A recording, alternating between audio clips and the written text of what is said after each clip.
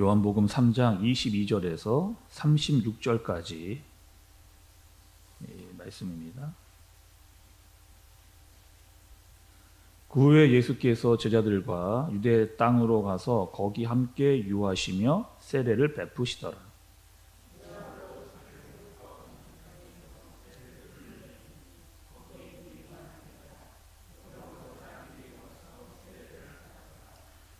요한이 아직 옥에 갇히지 아니하였더라.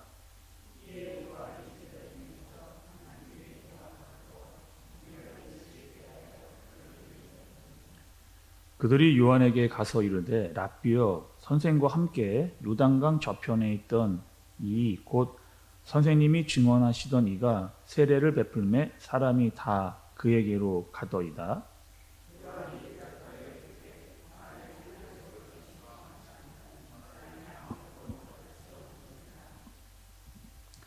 내가 말한 바 나는 그리스도가 아니요 그 앞에 보내심을 받은 자라고 한 것을 증언할 자는 너희니라.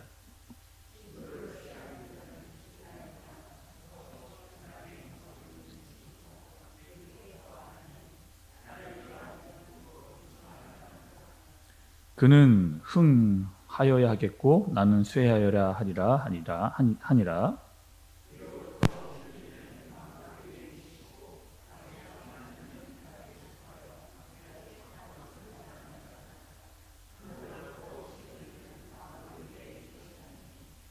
그가 친히 보고 들은 것을 증언하되 그의 증언을 받는 자가 없도다.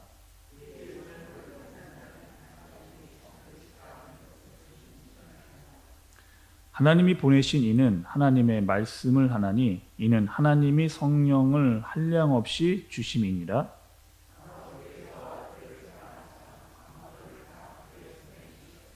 함께 보겠습니다. 아들을 믿는 자에게는 영생이 있고 아들에게 순종하지 아니한 자는 영생을 보지 못하고 도리어 하나님의 진노가 그 위에 머물러 있느니라. 아멘. 우리가 가끔 영화를 여러분 보시게 되면 주인공보다 조연이 더 이렇게 부각되는 그런 경우, 사람들에게 더 조연이 인기를 끄는 경우를 가끔씩 보게 됩니다. 물론 좋은 경우죠. 그런데 작품의 전체적인 그림으로 봤을 때는 조연은 조연의 역할을 해줘야 되는 겁니다. 그러니까 조연이 주인공보다 더 많은 비중을 받게 되고 또 너무 주목을 받게 되면 감독이 의도했던 주인공과 조연의 역할이 바뀌기 때문에 그런 거죠. 오늘 말씀 속에 등장하는 세례 요한은 조연입니다. 그리고 조연의 역할을 잘 해줘야 되는 거죠. 오늘 말씀에 보면 요한이 유대 땅에서 세례를 베푸고 있었는데 예수님과 제자들도 같은 지역에서 세례를 주고 있었던 상황입니다. 그리고 요한의 제자들이 이제 불평을 하게 되는 말씀이 나오는데 26절의 말씀을 여러분 보시면 그들이 요한에게 가서 이르되 랍비여, 선생님과 함께 요단강 저편에 있더니 곧 선생님이 증언하시던 이가 세례를 베풀매 사람이 다 그에게로 가더이다. 이렇게 이야기를 하고 있는 것을 볼 수가 있습니다. 그러니까 세례 요한에게 사람들이 세례를 받고 또 그의 메시지에 사람들이 경청을 하고 많은 사람들이 따랐었는데 이제 그 사람들이 어디로 가느냐? 세례 요한에게 오지를 않고 예수님에게 몰려가고 있는 그런 상황. 그러니까 이런 상황을 요한의 제자들이 보니까 당황스러워진 거죠. 그 당시에 요한은 가장 잘 나갔던 영적 지도자였습니다. 그리고 그의 메시지가 유대 지역에 굉장히 큰 울림을 줬고 사람들에게 메시지가 전해지고 있었던 그런 상황. 또 수많은 사람들이 세례를 받고 새로운 삶을 결단하면서 돌아왔던 그런 상황. 아마 유대 지역에서 굉장히 신드롬을 일으켰던 그런 사람이었을 겁니다. 그런데 다 세례 요한에게 몰려들었던 사람이 이제 썰물과 같이 다 빠져나가고 있는 상황. 그리고 그 사람들이 다 예수님에게로 몰려가고 있는 그런 상황. 그러니까 이 상황을 보니까 요한의 제자들이 무슨 조치를 취해야 되지 않겠느냐라고 지금 요한에게 묻고 있는 그런 상황입니다. 그 29절에 보니까 세례 요한이 이렇게 이야기를 합니다. 신부를 취하는 자는 신랑이나 서서 신랑의 음성을 듣는 친구가 크게 기뻐하나니 나는 이러한 기쁨으로 충만하였노라. 이렇게 이야기를 하는 거죠. 그러니까 세례 요한이 당시에 있었던 결혼에 대한 풍습을 가지고 이야기를 해주는 겁니다. 여기서의 신랑은 예수님입니다. 그리고 자신은 누구다? 신랑의 친구라고 이렇게 비유를 하는 거죠. 당시에 그 유대 지역의 결혼의 풍습은 이러했습니다. 신랑과 신부가 결혼을 하고 또 신방을 꾸미게 되면 친구들이 그 신랑과 신부가 들어간 신방을 지켜주는 거죠.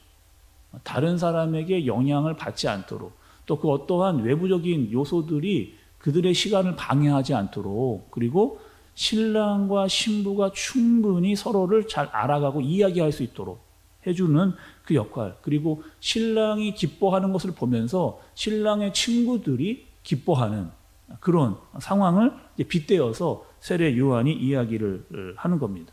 그리고 30절의 말씀을 보면 이렇게 세례 요한이 얘기를 하죠. 그는 흥해야 하겠고 나는 쇠하여라 하리라. 이렇게 이야기를 하는 겁니다. 자신과 예수님을 비교하는데 전혀 자신이 낙심하지 않고 있는, 자신은 자신의 사명을 감당했기 때문에 이것이 옳은 것이다 라고 기뻐하고 있는 세례 요한의 모습을 볼 수가 있는 겁니다. 신랑은 예수님이 되시고 또 신랑의 친구는 세례 요한이 된 것이고, 그리고 신부는 사람들입니다. 그러니까 신랑의 친구는 신부가 신랑에게로 가는 것이 옳다라고 세례 요한은 자신의 사명을 제대로 알고 있었던 사람이라고 할 수가 있죠. 여러분, 우리가 이 땅을 살아가면서, 특별히 성도로 살아가면서 우리에게 가장 큰 기쁨이 되는 것은 여러분 어떤 걸까요? 우리에게 가장 큰 기쁨이 되는 것, 하나님께서 우리를 지으셨는데 우리에게 가장 큰 기쁨이 되는 그 기쁨은 무엇이냐? 하나님께 영광이 될 때, 자신이 하나님께 영광이 될 때 가장 큰 기쁨, 하나님도 기뻐하실 뿐만 아니라 하나님께 피조물로 지음받은 내가 가장 큰 기쁨을 누릴 수 있게 되는 거죠. 그 어떠한 것보다도 가장 큰 기쁨을 내가, 피조물인 내가 하나님께로부터 드릴 수 있고 또 나도 느낄 수 있는 그런 기쁨이라는 겁니다. 그래서 이 영광의 기쁨, 하나님께 영광을 돌리는 기쁨을 맛본 자는 하나님을 위해서, 또 하나님의 영광을 위해서 더 살고자 하는 마음이 우리에게 더 많이 생기는 거죠. 왜? 그 기쁨을 알고 기쁨의 맛을 맛본 자들이 하나님께 더 큰 영광을 돌리기 위해 살고자 하기 때문인 겁니다. 이것이 바로 세례 요한이 느꼈던 기쁨이었던 거죠. 하나님께 영광을 돌리는 그런 삶을 살게 된 겁니다. 그리고 세례 요한은 오늘 이렇게 이야기를 한 거죠. 그분은 흥해야 되는 것이고 나는 쇠하여야 한다. 이 뜻이 여러분 어떤 뜻인가요? 그러면 나는 갈수록 망해져 가는 거고 나는 갈수록 가난해져야 되고 그분은 잘 돼야 되는 것인가? 우리는 이렇게 이해하기 쉬운데, 또 사람들은 이렇게 이야기합니다. 내가 먼저 흥하고 내가 흥한 다음에 예수님도 흥하는 것이 좋다. 이렇게 이야기할 때도 있는데 과연 이 뜻은 무엇인가?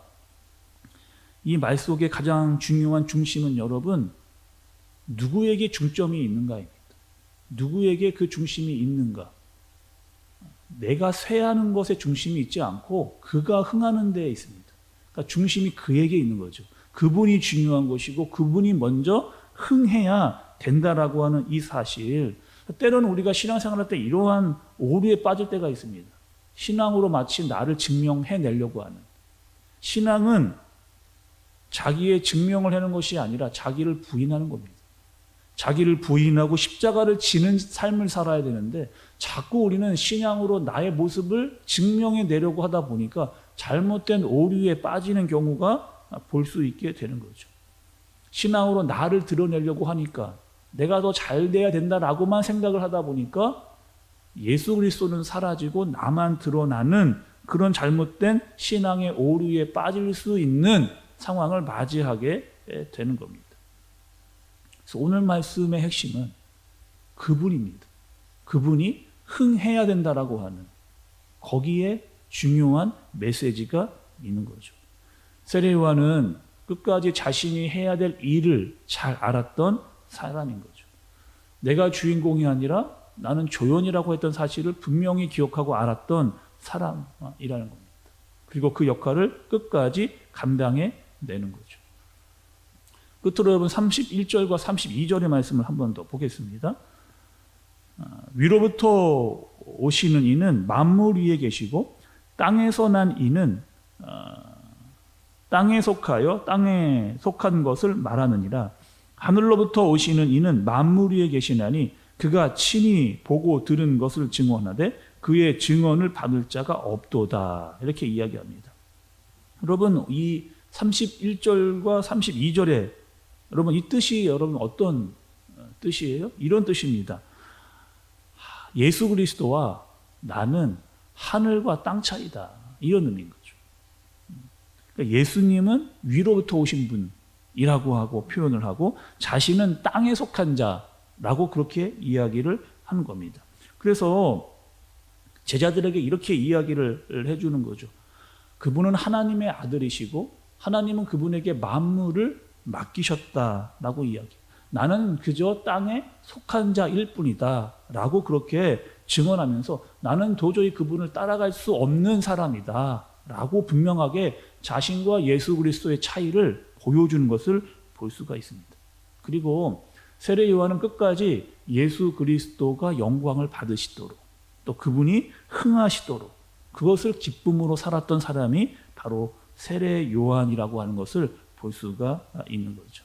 우리가 여러분 이 땅을 살아가면서 성도로서 우리가 느낄 수 있는 가장 큰 기쁨과 행복은 그분이 영광을 받으시는 삶을 사는 겁니다. 내가 드러나는 것보다 그분이 더 드러나는 삶을 살도록 사는 그런 삶인 거죠. 그리고 그 영광의 기쁨을 맛본 자는 더 많은 영광을 돌리고자 하는 삶을 살게 되는 겁니다. 오늘 하루 여러분 그분이 흥하시도록 그분이 나를 통해 드러나시도록 하는 그런 삶, 또 우리가 그분께 영광을 돌림으로 그분이 더 드러나는 삶을 살 수 있는 그 기쁨과 행복을 맛보아 사는 저와 여러분들 되어지시기를 예수님의 이름으로 축복합니다.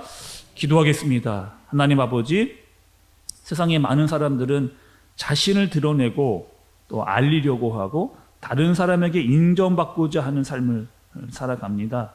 그러나 하나님 오늘 말씀을 통해서 세례 요한이 보여준 그 삶, 예수 그리스도께 영광을 돌리고 그분이 드러나고자 했던 그 삶이 우리의 삶이 되어지도록 주님께서 인도하여 주옵소서. 무엇보다 하나님의 영광이 우리의 기쁨이 되게 해주시고 또 그분과 함께 동행하면서 그분이 흥하시도록 그분이 드러나도록 그분을 따라 사는 우리 모두가 되게 하여 주옵소서. 오늘 하루도 그런 삶 살 수 있도록 주님의 영광을 드러내는 삶을 살 수 있도록 우리를 인도하여 주시옵소서. 예수님의 이름으로 기도드리옵나이다. 아멘.